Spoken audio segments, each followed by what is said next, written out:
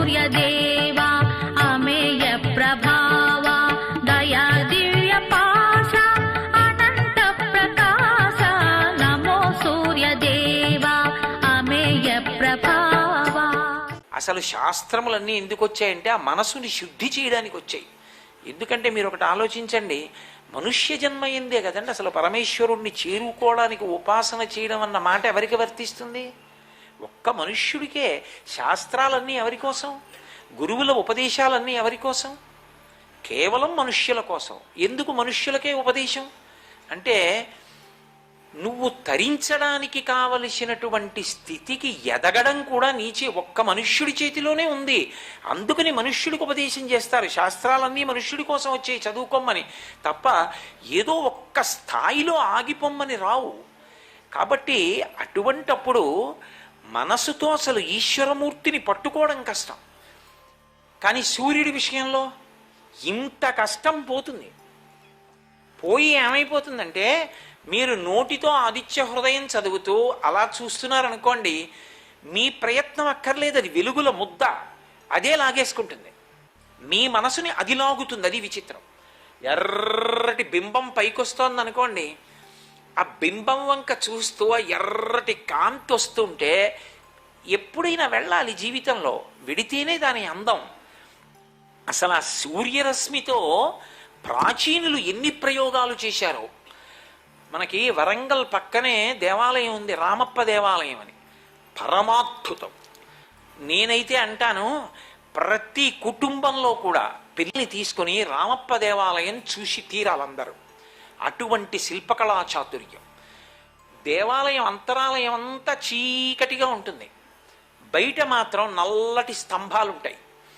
సూర్యుడు తూర్పు నుంచి పశ్చిమం వరకు ప్రయాణించేసేటప్పుడు ఎటువైపు అయిన వెళ్ళినా సరే ఆ కిరణములు ఈ నల్లటి స్తంభముల మీద పడి పరావర్తనం చెంది శివలింగం మీద కడతాయి.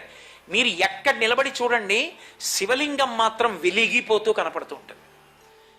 ఎన్ని లైట్లు వేశారో అనిపిస్తుంది మీకు. లోపల నూనె దీపం తప్ప ఏమీ ఉండదు.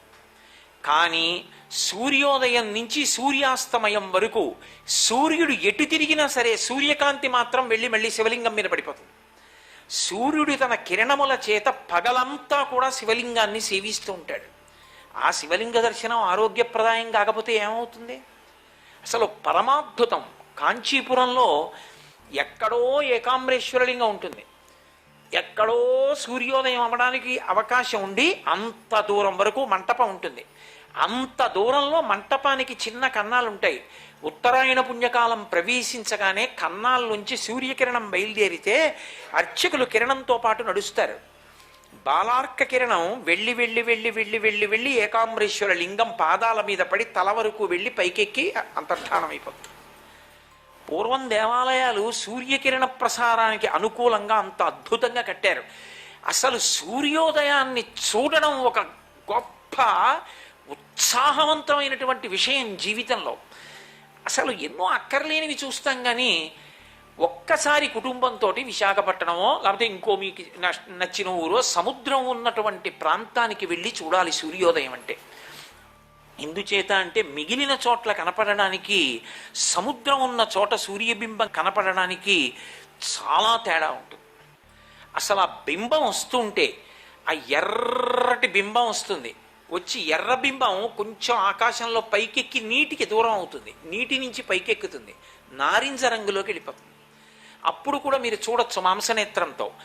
నారింజ రంగు తర్వాత ఏ ఋతువో ఆ ఋతువు యొక్క రంగులోకి మారుతుంది. ఉదాహరణకి నేను చెప్పాలి అంటే, చైత్ర వైశాఖ మాసములు వసంత ఋతువు ఉందనుకోండి, కపిలవర్ణంలోకి మారిపోతుంది.